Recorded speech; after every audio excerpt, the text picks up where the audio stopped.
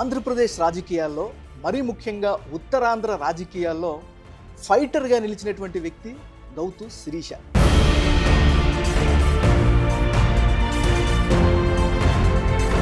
MLA అయిన తర్వాత ఎలాంటి మార్పు మీరు చూస్తున్నారు?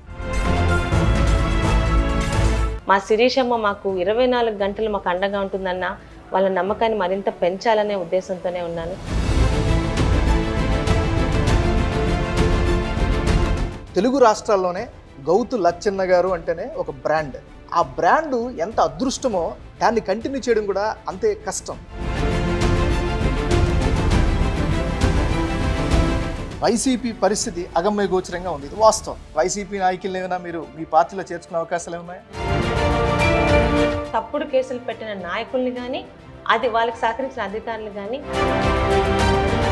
సోషల్ మీడియాలో మీ పైన విపరీతమైనటువంటి ట్రోలింగ్స్ వచ్చేవి. సో వీటన్నిటిని మీరు చాలా ధైర్యంగా ఎదుర్కొన్నారు. అప్పలరాజు అనేది ఒక సైకిక్ మనస్తత్వం ఉన్న ఒక వ్యక్తి. గతంలో చేసిన వాటి మీద కక్ష తీసుకునే అవసరం నాకు లేదు. ఆయన ఓటమే ఆయనకు ఒక పెద్ద.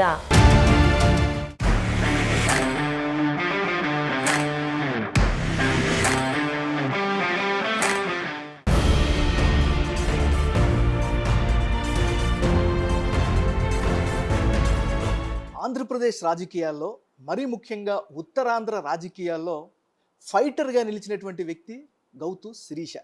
2019 నుంచి 2024 మధ్యలో అంటే 5 సంవత్సరాల పాటు అటువైపు పార్టీ కోసం మరోవైపు ప్రజల కోసం అలుపెరిగినటువంటి పోరాటం చేశారు. అద్భుతమైనటువంటి విజయాన్ని సాధించారు. ప్రస్తుతం శిరీష గారు మనతో పాటు ఉన్నారు. Madam, hearty congratulations. Thank you అండి. ఎందుకంటే రాజకీయాల్లో గెలుపోవటములు అనేవి సహజం, కానీ మీరు మాత్రం ఫైటర్గా నిలిచారు, గెలిచారు. ముఖ్యంగా ఇప్పుడున్నటువంటి పరిస్థితుల్లో కరెక్ట్గా 5 సంవత్సరాల పాటు అనేక కేసుల్లో ఎదుర్కొన్నారు, ఇబ్బందులు పడ్డారు, అధికారుల వల్ల ఇబ్బందులు గురయ్యారని మీరే బహిరంగంగా చెప్పారు. అనేక కేసుల్లో ఉన్నారు, ఎదుర్కొన్నారు. ఇప్పుడు ఆ అధికారులే మీకు సెల్యూట్ కొడుతున్నారు, మీకు గౌరవిస్తున్నారు. ఈ మార్పు ఎంజాయ్ చేస్తున్నారా? నాట్ రియల్లీ అండి. ఎందుకంటే వ్యక్తిత్వంతో వచ్చే గౌరవాన్ని ముఖ్యంగా నేను చూపిస్తాను. ఇంట్రెస్ట్ చూపిస్తాను. సరే, గవర్నమెంట్ మారింది, గతంలో ఇబ్బంది పెట్టిన వాళ్ళే ఈరోజు అట్ యువర్ సర్వీస్ మేడం అంటున్నారు అంటే పవర్ మేక్స్ మెనీ థింగ్స్ అని ఆశ్చర్యపోతున్నాను. అంటే శిరీష గారు, అంటే ఎమ్మెల్యే కాకముందు ఎలా ఉండేది, ఎమ్మెల్యే అయిన తర్వాత ఎలాంటి మార్పు మీరు చూస్తున్నారు? టు బి ఫ్రాంక్ అయితే ఒక గన్మ్యాన్ ఎక్స్ట్రా సెక్యూరిటీ ఉన్నది తప్పితే నాకు డిఫరెన్స్ ఏం కనిపించటం లేదు. ఆ రోజు ప్రజల కోసం అధికారులతో పోరాడాము, ఈరోజు అదే అధికారులతో ప్రజల కోసం పని చేయిస్తున్నాం. ఎందుకంటే we're under the visionary leader Chandrababu Naidu గారు. 5 years కరోనాలో కూడా ఆయన రెస్ట్ తీసుకోకుండా ప్రజలకి ఆ రోజు ప్రభుత్వం చేస్తున్న ఇబ్బందుల్ని ఎదుర్కొనేలా, ప్రజల వైపు పోరాడేలా మాతో ఎలా పనిచేయించారో, ఈరోజు అధికారంతో ఈ 5 సంవత్సరాలు ప్రజలు కానీ రాష్ట్రం కానీ ఏదైతే మిస్ అయిందో ఆ సంక్షేమ పథకాలతో పాటు అభివృద్ధి పథకాలు కూడా implement as soon as possible చేసేలా ఆయన అండర్లో పనిచేస్తున్నాం. అధికారులకి వ్యతిరేకంగా ఫైట్ చేసాం, అధికారులతో పనిచేస్తున్నాం. ఏది చేసినా ప్రజల కోసమే. శిరీష గారు, విషయం చెప్పండి. ఒక కీలకమైనటువంటి ఎన్నికల్లో అంటే అటువైపు వైసీపీకి కానీ ఇటువైపు తెలుగుదేశం పార్టీ చావో రేవో లాంటి ఎన్నికల్లో మీరు సూపర్ విక్టరీ కొట్టారు. గెలిచిన తర్వాత చంద్రబాబు నాయుడు గారు, లోకేష్ గారు, ముఖ్యంగా పవన్ కళ్యాణ్ గారు వీళ్ళని కలిసారా? వాళ్ళ రియాక్షన్ ఏంటి? కలిసామండి. మా ప్రమాణ స్వీకారం అప్పుడు అసెంబ్లీ హాల్లోనే లోకేష్ గారు ఎప్పుడూ సపోర్టివ్గానే ఉంటారు, మీ ఇంటి పేరు నిల్చోబెట్టాలి నాన్నగారులా తాతగారులా అని చెప్పారు. అలాగే పవన్ కళ్యాణ్ గారి దగ్గరికి వెళ్ళినప్పుడు అక్కడ సీనియర్ నాయకులు పయ్యవల్ కేశవ్ గారు పరిచయం చేస్తుంటే నేను పరిచయం చేసుకున్నాను, I'm granddaughter of Gouthu Latchanna గారు అని. ఆయన చాలా ఆప్యాయంగా తెలుసమ్మా, గుడ్ లక్ అన్నారు. చంద్రబాబు నాయుడు గారు అంటే ఒక ఫాదర్లీ ఇది అఫెక్షన్. ఎలా అయితే మీ నాన్నగారు తాతగారు కొన్ని తరాలు ఇద్దరు కలిసి 11 సార్లు గెలవడం అంటే మామూలు మాట కాదు. నువ్వు కూడా అలాగే పలాస ప్రజల్లో ఒక శాశ్వతంగా ఒక స్థానం సంపాదించుకోవాలని చాలా ఎఫెక్షనేట్గా చెప్పారు. నియోజకవర్గం వ్యాప్తంగా మీకు కొత్త కాదు, కానీ అవే సమస్యలపైన కొట్లాడారు, అలుపెడిగినటువంటి పోరాటం చేశారు. ఇప్పుడు ఆ ప్రాంతాల్లో అధికారంలో గెలిచిన తర్వాత తిరుగుతున్నారు. సో మీకు ఎలాంటి చర్యలు తీసుకోవాలనిపిస్తుంది ఇప్పుడు? గత 5 సంవత్సరాలు కబుర్లతో తప్పితే వాళ్ళ తాలూకా సంక్షేమము అభివృద్ధి అన్నది గ్రౌండ్ లెవెల్లో కనిపించడం లేదు.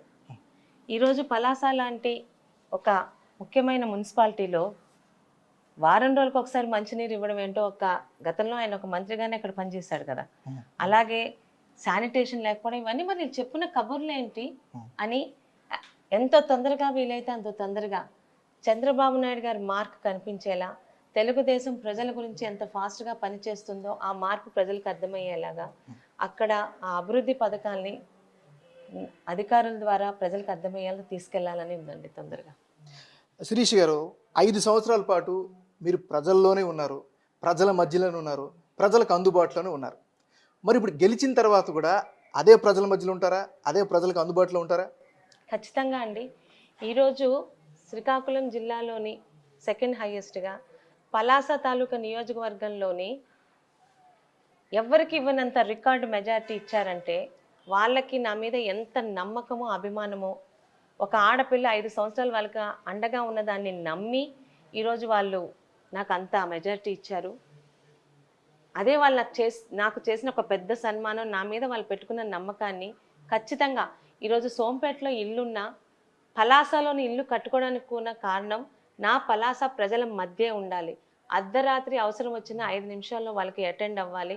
మా శిరీషమ్మ మాకు 24 గంటలు మాకు అండగా ఉంటుందన్న వాళ్ళ నమ్మకాన్ని మరింత పెంచాలనే ఉద్దేశంతోనే ఉన్నాను.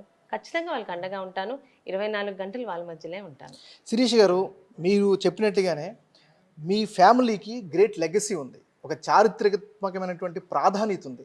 ముఖ్యంగా ఉమ్మడి శ్రీకాకుళం జిల్లానే కాదు, తెలుగు రాష్ట్రాల్లోనే గౌతు లచ్చన్న గారు అంటేనే ఒక బ్రాండ్. ఆ బ్రాండు ఎంత అదృష్టమో దాన్ని కంటిన్యూ చేయడం కూడా అంతే కష్టం. మరి దానికి ఎలాంటి లక్ష్యాలు పెట్టుకున్నారు మీరు? నాకు ఆదర్శం మా తండ్రి గారేనండి. ఎందుకంటే ఎప్పుడు చెప్పేవారు, గౌతు శివాజీ కన్నా గౌతు లచ్చన్న గారి కొడుకుగానే నేను పిలిపించుకోవడానికి, గుర్తింపు పడడానికి నేను ప్రాధాన్యత ఇస్తాను అని. అదేవిధంగా లచ్చన్న గారి లెగసీకి చిన్న మచ్చ కూడా రాకుండా, లచ్చన్న గారి అబ్బాయి అంటే ఇలా ఉన్నాడు, ఎక్కడ ఒక తప్పు చేయలేదు, ఏ జెండాతో అయితే రాజకీయ జీవితాన్ని మొదలు పెట్టారో అదే జెండాతోని ఆయన రాజకీయం నుంచి, ప్రత్యక్ష రాజకీయాల నుంచి పక్కకు తొలగారు అన్న ఒక మంచి దీంతోనే శివాజీ గారు ముందుకెళ్లారు. శివాజీ గారు అంటే అందరికీ ఆజాత శత్రువు. ప్రతిపక్షం వాళ్ళు, అధికార పక్షం వాళ్ళు కూడా ఆయన ఒక్క మాట, పల్లెత్తు మాట అనడానికి ధైర్యం చేయరు. ఎందుకంటే అంత నీతి నిజాయితీలతో, గౌరవాలతో ముందుకెళ్లారు. మీరు అన్నట్టు ఈ రెండు తీసుకెళ్లడం కష్టమైనా దాన్ని ఇష్టంగానే చేస్తాను. నా తాత పేరుతో పాటు నా తండ్రి పేరు కూడా ప్రజలకి, వాళ్ళ ఇంటి నుంచి వచ్చిన అమ్మాయి కాబట్టి ఈ తీరులో ఉంటుందని ఒక ఎక్స్పెక్టేషన్స్ మా మీద ఉంటుంది. ఎటువంటి పరిస్థితుల్లో వాళ్ళ గౌరవానికి, వాళ్ళ కీర్తికి భంగం కలగకుండా నా మీద ఎలాగైతే నమ్మకం పెట్టుకొని 3వ తరాన్ని ఒక కాన్స్టిట్యున్సీ నుంచి గెలిపించిన నా పలాస ప్రజలు, మా శిరీషమ్మ మాకు మంచే చేసింది, మేము ఎన్నుకున్నందుకు తప్పు మా నిర్ణయం కాలేదనుకునేలాగా నా రాజకీయ జీవితం ఉంటుందండి. ఎందుకంటే ఈ ప్రశ్న మరలా రిపీట్ చేసి మళ్ళీ అడుగుతున్నా. లెగసీని కంటిన్యూ చేయడం అంత ఈజీ కాదండి. సో చాలా కష్టమైనటువంటి. సో మీరు స్వచ్ఛమైనటువంటి పాలిటిక్స్ చేయడానికి సిద్ధమేనా? ఎందుకంటే ఎన్నికలకు ముందు రాజకీయ నాయకులు రకరకాల మాటలు చెప్తారు, రకరకాల వాగ్దానాలు చేస్తూ ఉంటారు. సో స్వచ్ఛ పాలిటిక్స్ కంటిన్యూ చేస్తారా? 100% అండి. ఎందుకంటే రాజకీయ నాయకులం కాదు, మనం ప్రజానాయకులము అని చెప్పి మమ్మల్ని వాళ్ళు ఆచరించి చూపించారు నా తాత, నా తండ్రి. చాలామంది అంటారు పొలిటీషియన్స్ అని, బట్ నాకు పీపుల్స్ లీడర్గా ఉండడానికే ఇష్టం. ఆ రెండింటికి డిఫరెన్స్ చాలామందికి తెలియకపోవచ్చు. అధికారంలో ఉన్నా లేకపోయినా ప్రజల గురించి పోరాడడమే ప్రజానాయకుడు. అధికారం ఉంటే ఇంకా కాస్త ఎక్కువగా ప్రజలకి మంచి పనులు చేస్తారని 100% కాన్ఫిడెన్స్ ఇస్తున్నాను. ఏ రోజు అవినీతి, ఒకరి చేత అనిపించుకునే తప్పు గౌతు కుటుంబం ఇంతవరకు చేయలేదు, ఇక ముందు నా తరంలో కూడా అది చెయ్యదు. దానికైతే 100% నేను గ్యారంటీ ఇస్తాను. ఇప్పుడు సమస్యల పట్ల, అంటే పలాస నియోజకవర్గంలో ప్రధానంగా ఉండేటటువంటి సమస్యలను ఇప్పటికీ ఐడెంటిఫై చేశారు. దాన్ని ఫుల్ఫిల్ చేయడానికి ఎలాంటి యాక్షన్ ప్లాన్ ఉంది మీ దగ్గర? పలాసలో బేసిక్గా వచ్చే 5 సంవత్సరాలు ఒక పంచవర్ష ప్రణాళికలుగా పెట్టుకున్నామండి. 5 సంవత్సరాలు అక్కడ మంత్రిని చెప్పుకున్న అప్పలరాజు గారు కనీసం రైతులకి ఈ 5 సంవత్సరాల్లో చుక్క నీరు ఇవ్వలేకపోయారు. ఏమంటే దానికి ఏదో కారణాలు చెప్పారు. పక్కన టెక్కల్లోని మంత్రి అచ్చెన్నాయుడు గారు ఎత్తిపోతల పథకం పెట్టడం వల్ల అని. అదే మంత్రి అచ్చెన్నాయుడు గారి తాలూకు సహకారంతో త్వరితగతిన రైతే రాజు అన్న మాటని 100% ఇంప్లిమెంట్ చేసే చంద్రబాబు నాయుడు గారి సహకారంతో నేను ఇంకా ఆగస్టు లోపల అనుకున్నాను. జూలై 5వ తారీఖునే, అంటే నేను ప్రమాణ స్వీకారం చేసిన 4 రోజుల లోపల అధికారులు, మా జిల్లా మంత్రి అచ్చెన్నాయుడు గారు, చంద్రబాబు నాయుడు గారి సహకారంతో ఆ రైతులకి 5 సంవత్సరాలు రాని నీటిని ఇవ్వగలిగాను. చాలా తృప్తిగా ఉంది. నేను చేసిన మొదటి అభివృద్ధి పని మనకి అన్నం పెట్టే రైతన్నలు కావడం. అలాగే మా శ్రీకాకుళం జిల్లానే వలసల జిల్లా అంటారు. ఆ వలసలు మా పలాసాలు ఇంకా ఎక్కువగా ఉంటాయి. యూత్ ఉద్యోగాల గురించి చంద్రబాబు నాయుడు గారి దృష్టిలోని ఎన్నికల టైంలో పెట్టడం జరిగింది. ఎందుకో మా శ్రీకాకుళం జిల్లాకి ఎచ్చర్ల దాటి కంపెనీలు ఏవి రావట్లేదు. కష్టపడే మనుషులు ఉన్నారు, మీకు స్థలాలు ఉన్నాయి, అన్ని రకాల ఎన్విరాన్మెంటల్గా మనకి బాగుంది. దయచేసి పలాసాలో కానీ ఒక 5,000 మందికి, అంటే అది ఇటు టెక్కలకి అవుతుంది, అటు ఇచ్చాపురం డివిజన్ కూడా కలిసి వస్తుంది. కాబట్టి ఒక కంపెనీ ఎలాగైతే చంద్రబాబు నాయుడు గారు అనుకుంటే కియా కంపెనీని అనంతపురంలో పెట్టి కలకల్లాడేలా చేశారో, మా శ్రీకాకుళం మీద ఒక దృష్టి పెట్టి పలాసాలో యూత్కి 5,000 ఉద్యోగాలన్నా ఇచ్చే ఒక కంపెనీ రాగలిగితే నిజంగా నన్ను వాళ్ళు ఎన్నుకున్నందుకు వాళ్ళ రుణం తీర్చుకుందాన్ని అవుతాను. మీరు ఒక చాలా కీలకమైనటువంటి అంశం లేవనెత్తారు కాబట్టి అడుగుతున్నా. అంటే చంద్రబాబు గారు కానీ, లేకపోతే లోకేష్ కానీ, లేకపోతే పవన్ కళ్యాణ్ గారు కానీ, వీళ్ళని మీ నియోజకవర్గానికి తీసుకొచ్చి అక్కడ పర్యటించి ప్రజలతో మరొకసారి ఇంటరాక్ట్ అయ్యి అక్కడ అభివృద్ధి కార్యక్రమాలు చేయించే ఆలోచన ఏమైనా ఉందా మీకు? ఖచ్చితంగా ఉందండి. కానీ కనీసం దానికి నాకు 6 మంత్స్ టైం పడుతుంది. ఎందుకంటే ఈరోజు జగన్మోహన్ రెడ్డి చేసిన అప్పులకు కానీ, రాష్ట్రాన్ని నాశనం చేసినందుకు కానీ, ఈ 75 సంవత్సరాల వయసులో చంద్రబాబు నాయుడు గారు ఈరోజు ఒక పక్క ఆయన ఇచ్చిన హామీలు, సంక్షేమ పథకాలు ఆగకుండా చూసుకుంటూ ఈ 5 సంవత్సరాలు ఏవైతే అభివృద్ధి పథకాలు రాష్ట్రంలో కొరబడ్డాయి, అంటే రోడ్లు కానీ, ముఖ్యంగా ఇరిగేషన్ ప్రాజెక్టులు కానీ, వీటి మీద ఆయన దృష్టి పెడుతూ దానికి తగ్గ నిధులు తీసుకురావడానికి ప్రతి వారం ఢిల్లీ ఎలా ప్రయాణం చేస్తున్నారో, అధికారులతో మంత్రులతో ఎలా మాట్లాడుతున్నారో మీ అందరికీ తెలుసు. ఇవన్నీ సెటరేట్ అంటే ముందు రాష్ట్రం ముఖ్యం. రాష్ట్రం తర్వాత ఏ ఏ నియోజకవర్గాలు, ఏ ఏ ప్రాంతాలు వెనకబడి ఉన్నాయో వాటి మీద ఆయన ఖచ్చితంగా, ఆయన శ్రీకాకుళం మీద ఒక అవగాహన, ఒక దృష్టి ఉంది. ఒక 6 నెలలు దాటాక, అంటే ఒక రాష్ట్రం ఒక గాడిలో పడ్డాక ఆయన ఎప్పుడైతే నియోజకవర్గాల్ని రివ్యూలు మొదలు పెడతారో, మా యువ నాయకుడు లోకేష్ గారు కానీ, అలాగే చంద్రబాబు నాయుడు గారు కానీ మళ్ళీ పలాస తీసుకుని వచ్చే నమ్మకం ఉంది. ఓకే, ముఖ్యంగా అండి ఉత్తరాంధ్రలో ఎవరైతే కీలకంగా చెప్పుకున్నటువంటి నాయకులు ఉన్నారో, బొత్స సత్యనారాయణ గారు కావచ్చు, ధర్మాన ఫ్యామిలీ కావచ్చు, లేదా విజయసాయి రెడ్డి గారు కావచ్చు, వీళ్ళందరూ కూడా కంప్లీట్గా సునామీలో కొట్టుకెళ్ళిపోయినటువంటి పరిస్థితి కనిపిస్తుంది. సో ఇప్పుడు వైసీపీ పరిస్థితి అగమ్య గోచరంగా ఉంది, ఇది వాస్తవం. మరి ఆకర్ష్ ఏమైనా స్టార్ట్ చేసే అవకాశం ఉందా? వైసీపీ నాయకులు ఏమైనా మీరు మీ పార్టీలో చేర్చుకునే అవకాశాలు ఏమున్నాయా? అవసరం లేదండి. ప్రజలకి వీళ్ళు ఎలాగైతే ఇబ్బంది పెట్టారో ఆ ఇబ్బందిని దృష్టిలో పెట్టుకొని ఏ ఒక్క వైసీపీ లీడర్స్ని కూడా మా పార్టీలోని ఎన్నికల తర్వాత చేర్చుకోబోవటం లేదు. 100%. ముఖ్యంగా అండి 2019 నుంచి 2024 వరకు మీ సొంత పార్టీ అంటే తెలుగుదేశం పార్టీకి సంబంధించినటువంటి నాయకుల మీద అనేకమైనటువంటి అక్రమ కేసులు పెట్టారు, ఇబ్బందులు పెట్టారు అని కార్యకర్తలు ఆరోపించారు. మీరు కూడా ఆల్మోస్ట్ ఒక రకంగా పెద్ద స్థాయిలో నిరసనలు కూడా చేశారు. ఇప్పుడు మీరు అధికారంలోకి వచ్చారు, మరి ఆ కేసుల సంగతి ఏంటి? ఖచ్చితంగా ఈ కేసుల్ని చట్టపరంగా ముందుకు తీసుకెళ్తామండి. ఒక అచ్చెన్నాయుడు గారితో మొదలుపెట్టి కొల్లు రవీంద్ర గారు కానీ, ధూళిపాల నరేంద్ర గారు కానీ, ఎంతో మంది నాయకుల్ని, దేవినేని ఉమా గారు కానీ, ప్రతి ఒక్కరిని, అంటే పార్టీలో ఎవరైతే యాక్టివ్గా ఉన్నారో వాళ్ళందరినీ భయపెట్టి కేసులు పెట్టి పార్టీకి దూరం చేసి తెలుగుదేశం పార్టీని నిర్వీర్యం చేయాలనుకున్నారు. కానీ ఏ ఒక్క నాయకులు కూడా, గెలిచిన నాయకులు, ఓడిపోయిన నాయకులు కూడా ధైర్యం వదలలేదు. ఆ కేసులన్నిటిని, ఎందుకంటే ముందు రాగానే మా పర్సనల్ కేసులు కాదు ఇంపార్టెంట్, ఈ 5 సంవత్సరాలు రాష్ట్రం ఏం కోల్పోయిందో దాని మీద దృష్టి పెట్టడం తెలుగుదేశం పార్టీకి ఉన్న ముఖ్య ఉద్దేశం. సో ఖచ్చితంగా ఆ కేసులు కూడా చట్టపరంగా, తప్పుడు కేసులు పెట్టిన నాయకుల్ని కానీ, అది వాళ్ళకి సహకరించిన అధికారులు కానీ చట్టపరంగానే ఎదుర్కోబోతున్నాం. ఇక్కడ ఫోటో బ్యాక్ కనిపిస్తున్నారు, మా మార్గదర్శి అంటూ కూడా మీరు రాసుకున్నారు, క్రీస్తు డాక్టర్ సర్దార్ గౌతు లచ్చన్న గారు. ఈరోజు లచ్చన్న గారి మనువరాలు శిరీష ఇట్లా ఈ విజయం పలాస ప్రజలదే అండి.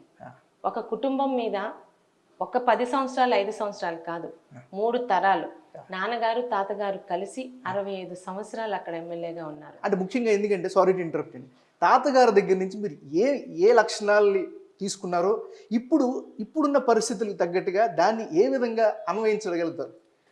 తాతగారు ఫెరోషియస్, అనుకున్నది మొహమాటం లేకుండా తన సొంత ఏ పార్టీలో అయితే ఉన్నారో ఆ పార్టీ ముఖ్యమంత్రిని కూడా అనుకున్నది చేయకపోతే గద్దె దించిన చరిత్ర అయింది. ప్రకాశం పంతులు గారి ప్రభుత్వాన్ని గీత కార్మికులకు అన్యాయం చేసినందుకు ఆయన ఒక్క ఓటుతో ఎలా అయితే, అంటే తను అనుకున్న సిద్ధాంతాన్ని నమ్మి ఆయన పదవులు ఆయన ఎప్పుడు ప్రతిపక్ష నాయకుడిగా ఉండడానికి ఇష్టపడ్డారు, ఎందుకంటే ప్రజల గురించి పోరాడొచ్చని. ఫాదర్ కూడా అంతే కదండి, ఫాదర్ కూడా ముక్కుసూటిగా ఉంటారు, నాన్నగారు ముక్కుసూటిగా ఉంటారు, కానీ అవతల వ్యక్తులు అంటే తాతగారితో కంపేర్ చేస్తే నాన్నగారు కొంచెం సున్నిత స్వభావం. సో అవతల వ్యక్తిని ఇబ్బంది పెట్టకుండా రాజకీయం చేశారు. తాతగారు కూడా ఇబ్బంది పెట్టలేదు, కానీ అవసరమైతే డేరింగ్ గా డెసిషన్స్ తీసుకునేవారు. సో ఇద్దరు నాకు మార్గదర్శకులే. ఏదైనా వాళ్ళ లెగసీని ఈరోజు రాష్ట్రంలోని నా పలాసయే కాదు, గౌతు లచ్చన్న గారిని అభిమానించే ప్రతి బీసీ కుటుంబం, ప్రతి అభిమాన కుటుంబం గౌతు శిరీష పొలిటికల్ జర్నీ ఎలా ఉండబోతుందో నన్ను చూస్తుంది. ఖచ్చితంగా వాళ్ళ విలువల్ని వాళ్ళ సిద్ధాంతాల్ని అమలు చేస్తూ ప్రజలే ముఖ్యం, పదవులు కాదు, ప్రజల్లోని ఓడిపోయినా ప్రజల్లోనే ఉన్నాను, గెలిచాక ప్రజల కోసమే పనిచేస్తానన్న దాన్ని ప్రతిరోజు ఉదయం లచ్చన గారి మనవరాల్ని, శివాజీ గారి అమ్మాయిని, పలాస వాళ్ళు నన్ను నమ్మారన్న 3 కాన్సెప్ట్ని గుర్తుపెట్టుకొని లెగుస్తాను. దానికి ఎటువంటి మచ్చ రాకుండానే ముందుకెళ్తాను. శిరీష గారు, మీ నియోజకవర్గంలో అన్ఫార్చునేట్ అనుకోవచ్చు, అది ప్రకృతి పరంగా వచ్చింది, ఎవరు చేయగలిగినటువంటిది ఉద్దానం సమస్యకి సంబంధించి. గత ప్రభుత్వం మేము అద్భుతం చేశాం, అక్కడ ఒక అద్భుతాన్ని క్రియేట్ చేశాం, అక్కడ వాటర్ సిస్టమ్ను పెట్టాము, అదేవిధంగా హాస్పిటల్ని కన్స్ట్రక్ట్ చేసాము అని చెప్తూ ఉన్నారు. మరి శాశ్వత పరిష్కారం అయిపోయిందని మీరు భావిస్తున్నారా, లేకపోతే మీరు ఏం చేయబోతున్నారు? ఇళ్ళకి కానీ పండగ కాదని ఒక సామెత మీకు తెలిసింది. అప్పలరాజు గారు 5 సంవత్సరాలు అక్కడున్న కొండల్ని మింగిన దానికి ప్రజలు నువ్వేం చేసావయ్యా అని అడగడానికి సమాధానం చెప్పడానికి ఒక హాస్పిటల్ కట్టారు, కరెక్టే. అందులో ఇన్ఫ్రాస్ట్రక్చర్ ఏది? ఈరోజు పలాసలో ఉన్న ఉద్దానంలో ఉన్న కిడ్నీ డయాలసిస్కి సమస్యకి పరిష్కారం డయాలసిస్ సెంటర్స్ కాదు. కానీ ఆ రోజు పవన్ కళ్యాణ్ గారు ఒక ప్రతిపక్ష నాయకుడిగా 2015లోని దాని మీద ఫోకస్ పెట్టి చంద్రబాబు నాయుడు గారు రిమైండ్ చేసినప్పుడు యుద్ధ ప్రాతిపదికన అప్పటి వరకు డయాలసిస్ అంటే విశాఖపట్నం రావాల్సి వచ్చిన పేషెంట్స్కి ఒక రోజు ఒక డయాలసిస్ దీనికి రావాలంటే 10,000 ఖర్చు పెట్టుకు రావాల్సిన వాళ్ళకి ఇటు టెక్కలి, నర్సనపేట, టెక్కలతో పాటు పలాస, హరిపురం, అలాగే సోంపేట, కవిట్లో కూడా డయాలసిస్ సెంటర్స్ తీసుకొచ్చారు. అదొక్కటే కాదు, డయాలసిస్ పేషెంట్స్కి పెన్షన్ ఏర్పాటు చేసింది కూడా చంద్రబాబు నాయుడు గారే. అయితే ఇవన్నీ ఆ రోజున్న సమస్యకి ఉపశమనం కలిగించారు. ఆయన చేతిలో ముందు ఉపశమనం ముఖ్యం అన్నది. అలాగే నీటి వల్ల వస్తుంది అన్న ఒక నానుడికి ఆయన కుప్పంలోకి వెళ్ళాల్సిన పైలట్ ప్రాజెక్ట్ని, ఆయన సొంత నియోజకవర్గానికి వెళ్ళాల్సిన పైలట్ ప్రాజెక్ట్ని యుద్ధ ప్రాతిపదిక మీద మా ఉద్దానంకి తరలించి దాదాపు 132 ప్లేసుల్లోని ₹2కి 20 లీటర్ల మినరల్ వాటర్ ప్రజలకు అందించారు. ఇవన్నీ ఉపశమనాలు. అప్పటి ముఖ్యమంత్రి జగన్మోహన్ రెడ్డి గారి చేత ఓపెనింగ్ చేయించడం మాత్రం చేయించారండి. కానీ అక్కడున్న డయాలసిస్ యూనిట్లతో సహా ఆ రోజు చంద్రబాబు నాయుడు గారు ఇచ్చినవే. ఈ ప్రైవేట్ ప్రభుత్వ హాస్పిటల్లో ఉన్న డయాలసిస్ యూనిట్లు తీసుకెళ్ళి అక్కడ పెట్టారు. ఈ రోజుకి కూడా చంద్రబాబు నాయుడు గారు దాని మీద చాలా ఇంట్రెస్టెడ్గా ఉన్నారు, ఇంక్లూడింగ్ పవన్ కళ్యాణ్ గారితో పాటు. అక్కడ రీసెర్చ్ జరగాలి. రీసెంట్గా అప్పుడు చంద్రబాబు నాయుడు గారితో పనిచేసిన జార్ఖండ్ ఒక ప్రైవేట్ ఇన్స్టిట్యూట్ వచ్చి ఆల్రెడీ ఆ ప్రైవేట్ హాస్పిటల్లో రీసెర్చ్ వింగ్ ఫైనల్ ఫ్లోర్లో పెట్టింది. వాళ్ళు రకరకాల ఎక్స్పెరిమెంట్స్ చేసి అసలు ఈ రీజన్ అన్నది ఇప్పుడు మీరు అన్నది ఉద్దానంలో ఎక్కువ ఉంది.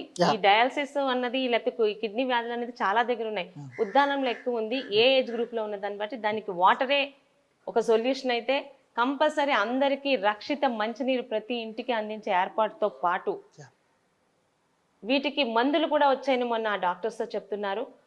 క్రియాటిన్ లెవెల్స్ ఒక్క పాయింట్ తగ్గినప్పటి నుంచి ఆ మందులు ప్రభుత్వ హాస్పిటల్లో కానీ మనం యూజ్ చేయగలిగితే ఈ కిడ్నీ డయాలసిస్ స్టేజ్కి రాకుండా లైఫ్ స్పాన్ని పెంచుకునేది ఉన్నాయి. ముఖ్యంగా ఒక అవేర్నెస్ క్రియేట్ చేయాలి.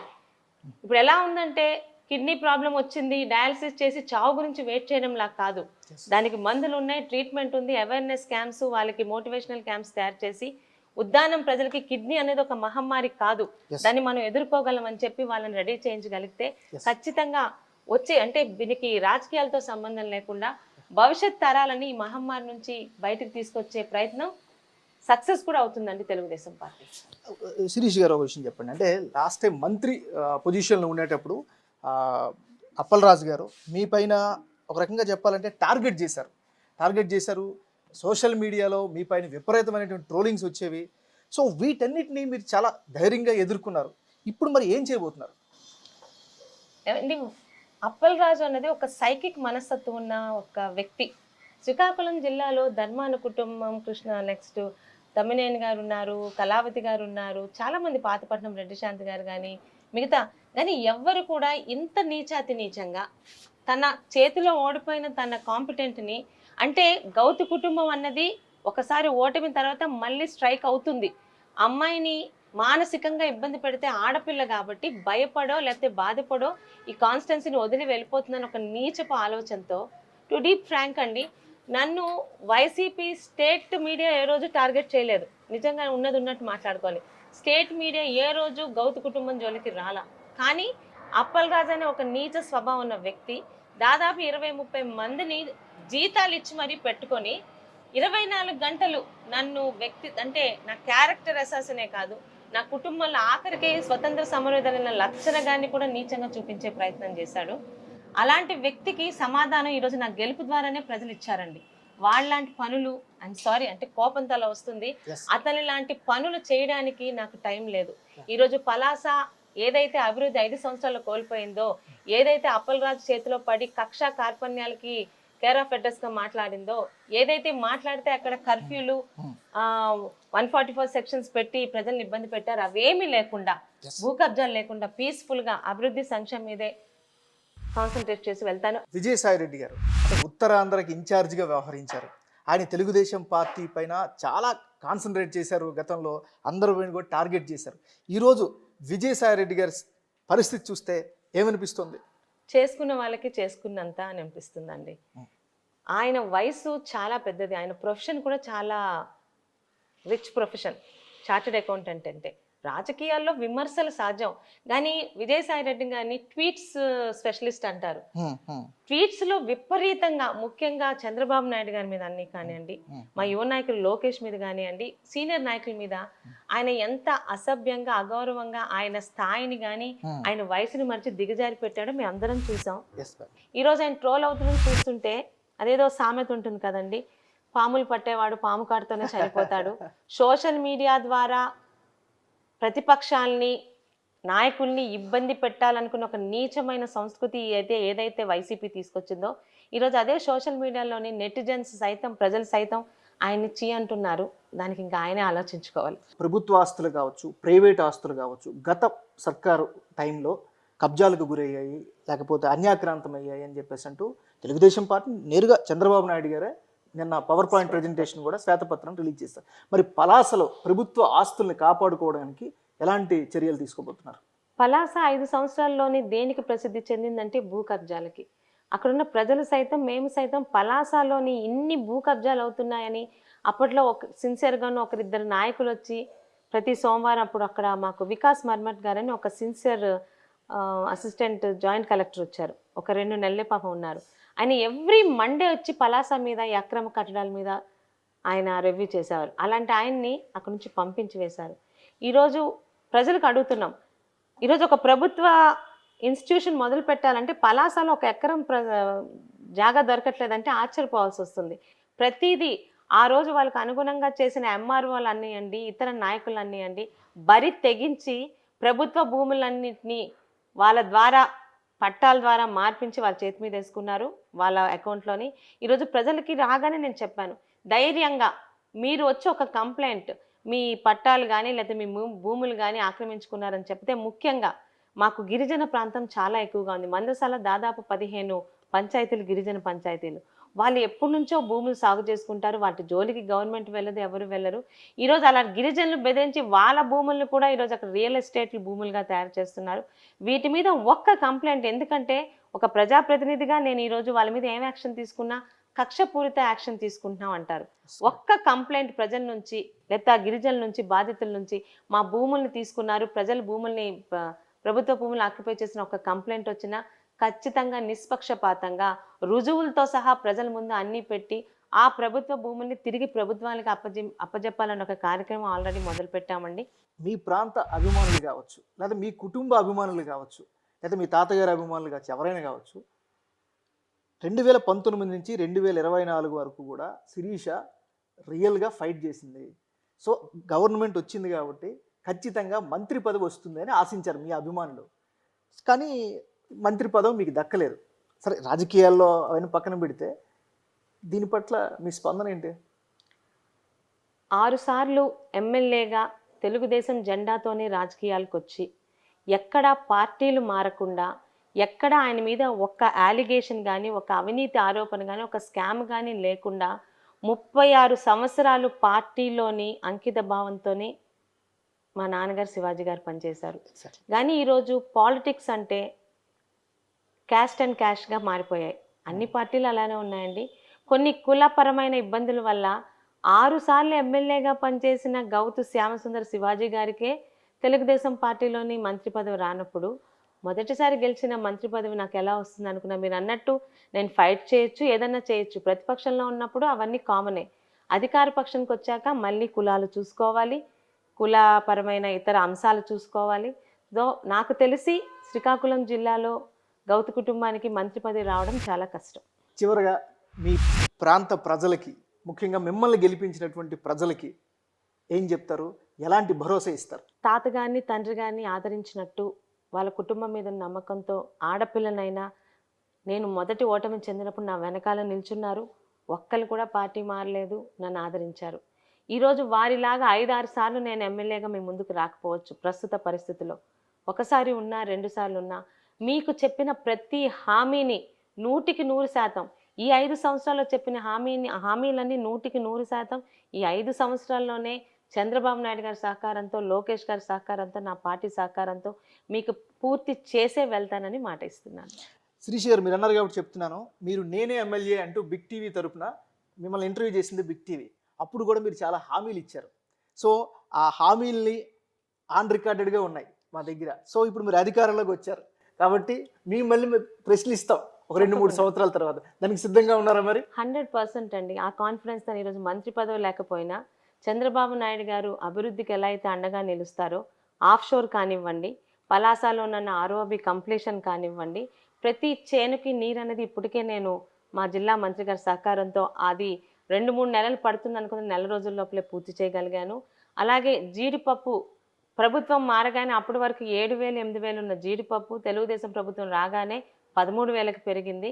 దాని మీద కూడా మేము ఇచ్చిన హామీని నిలిచిపెట్టి, ఎందుకంటే మార్కెటింగ్ కమిటీ శాఖ మాత్రులు మా జిల్లా మంత్రి గారే కాబట్టి ఆయనకి ఇది జీడి రైతు కష్టాలు తెలుసు కాబట్టి దాని మీద కూడా మాటలు నిలిచిపెట్టుకుంటాం. ఇవి కాకుండా ప్రతి మండలాల్లోని ఇటు రోడ్లు కానివ్వండి, ఇటు ప్రాజెక్టులు కానివ్వండి, అవన్నీ చంద్రబాబు నాయుడు గారు ఇప్పటికే పార్టీ తరఫున కమిటీ ఉన్నారు. 100కి 100% నేను చెప్పిన ఆర్ఓబితో సహా, అలాగే ఆఫ్షోర్ ప్రాజెక్ట్తో సహా, కిడ్నీ రీసెర్చ్ సెంటర్తో సహా, అన్ని నార్మల్ ఎమ్యూనిటీతో సహా ఆ మాటకి కట్టుబడే ఉన్నాను. మీరు ఎప్పుడైనా వచ్చి నన్ను ప్రశ్నించవచ్చు. 2 తెలుగు రాష్ట్రాలకు సంబంధించిన కొత్త ప్రభుత్వాలు ఏర్పడ్డాయి. 2 ముఖ్యమంత్రులు కూడా 2 రాష్ట్రాలకు సంబంధించినటువంటి పెండింగ్ వ్యవహారాలపైన రీసెంట్గానే ఒక కీలకమైనటువంటి భేటీ జరిగింది. ఒక మంచి పాజిటివ్ నోట్ తోటి వెళ్ళారు అనేటువంటి అవుట్పుట్ కూడా వస్తుంది. ఈ భేటీని మీరు ఎట్లా చూస్తారు? ప్రస్తుతం ఉన్న 2 ముఖ్యమంత్రులు పక్క రాష్ట్రాలని అభివృద్ధి చెందడంతో పాటు మా రాష్ట్రం కూడా అభివృద్ధి చెందాలనుకునే మనస్తత్వం ఉన్న వాళ్ళే. ఎందుకని ఈ మాట అంటున్నామంటే, గతంలో కేసీఆర్ గారు కానీ, ఇక్కడున్న మా పాత అసమర్థ మాజీ ముఖ్యమంత్రి జగన్మోహన్ రెడ్డి గారు కానీ, ఎంతసేపు కేసీఆర్ గారు ఆంధ్ర రాష్ట్రం మీద ఒక విషం చెమ్మడమే తప్పితే కనీసం ఈ రాష్ట్రం నుంచే పక్కపడ్డామన్న మినిమం విలువలు లేకుండా వెళ్ళారు. ఈరోజు రేవంత్ రెడ్డి గారు one of the reason Congress తెలంగాణలో గెలవడానికి మెయిన్ బూస్టప్ రేవంత్ రెడ్డి గారి నాయకత్వం. అలాంటి ఒకప్పుడు తెలుగుదేశం పార్టీలో ఉన్న వ్యక్తి, చంద్రబాబు నాయుడు గారి తాలూకా మనస్తత్వం తెలిసిన వ్యక్తి, పరస్పర సహకారంతో 2 తెలుగు రాష్ట్రాలు ఒకే విధంగా అభివృద్ధి చెందాలి, ఆ అభివృద్ధికి మేము మీకు ఎంత సహకరించాలి, మీరు మాకు ఎంత సహకరించాలని ఒక అర్థంతో ముందుకెళ్తున్న వ్యక్తులు కాబట్టి ఖచ్చితంగా 2 తెలుగు రాష్ట్రాలు పరస్పర సహకారంతో, ముఖ్యమంత్రుల తాలూకా పరస్పర అవగాహనతో 2 బాగా అభివృద్ధి చెందుతాయని పూర్తి నమ్మకం ఉందండి. రేవంత్ రెడ్డి గారు ముఖ్యమంత్రి అయిన తర్వాత పరిపాలన చూస్తూ ఉన్నారు, ఏమనిపిస్తుంది? మీ తెలంగాణ ఎలక్షన్స్కి ముందు ఒక 15 డేస్ ముందు ఒక పని మీద హైదరాబాద్ రావడం జరిగిందండి. అక్కడ ఉన్న ఫ్రెండ్స్ కానీ, కొలీగ్స్ కానీ, చుట్టాలు అంటే already mouth to mouth talk Revanth Reddy గారు వచ్చేస్తారు అని. అంటే అంత కాన్ఫిడెంట్‌గా ఉన్నారు. 2 సొంత అంటే రేవంత్ రెడ్డి గారి ఫ్యామిలీ ఏం చేస్తుందో ఎవ్వరికీ తెలీదు. ఎందుకంటే ఆయన వచ్చినప్పటి నుంచి కూడా రాష్ట్రం అభివృద్ధి, రెండిటితో పాటు కాంగ్రెస్ పార్టీని ఎలా అభివృద్ధి చేయాలనే ఆలోచన. అంతేగాని గతంలో ఉన్న కేసీఆర్ గారిలాగా నా కొడుకు, నా కూతురు, నా మేనల్లుడు, నా ఫామ్ హౌస్ అంటే ఫ్యామిలీ అన్నది ఎవ్వరు, ఆ ఫ్యామిలీ మెంబర్స్ కానీ, ఆయన అన్నదమ్ములు కానీ ఎవ్వరు ఎక్కడ కనిపించరు. ఆయన only target is to improve that తెలంగాణని గతంలో కన్నా బాగా అభివృద్ధి చేయడంతో పాటు, ఆ తెలంగాణలో హైదరాబాద్కున్న ఇంపార్టెన్స్ని నిలుచుకోవడంతో పాటు, ఆయన ఎక్కడైతే ఈరోజు దేశంలోని దాదాపు హవా తగ్గుతున్న కాంగ్రెస్ పార్టీని తన సహకారంతో మిగతా రాష్ట్రాల్లోని ముందుకు తీసుకురావడానికి సిన్సియర్గా ఒక సీఎంగా, ఒక పార్టీ మనిషిగా కష్టపడుతున్నారు. అంటే మాకెలాగ చంద్రబాబు నాయుడు గారు ఒక ఆస్తి, తెలుగు వాళ్ళ ఆస్తి సిబిఎన్ సార్ ఎలాగైతే ఉన్నారో, తెలంగాణకి ఒక నమ్మకమైన ఆస్తిగా రేవంత్ రెడ్డి గారు చరిత్రలో ఉండబోతున్నారు. థ్యాంక్ యూ సో మచ్ అండి శిరీష గారు. సో మీ చాలా బిజీగా ఉన్నప్పటికీ కూడా మీ ప్రాంత ప్రజలకి చెప్పాలనుకున్నారు, మా బిగ్ టీవీ తరపున చెప్పారు. Thank you so much and wish you very all the best అండి. Thank you so much. ఇది గౌతు శిరీష గారి యొక్క మనోగతం. చూస్తున్నారండి బిగ్ టీవీ.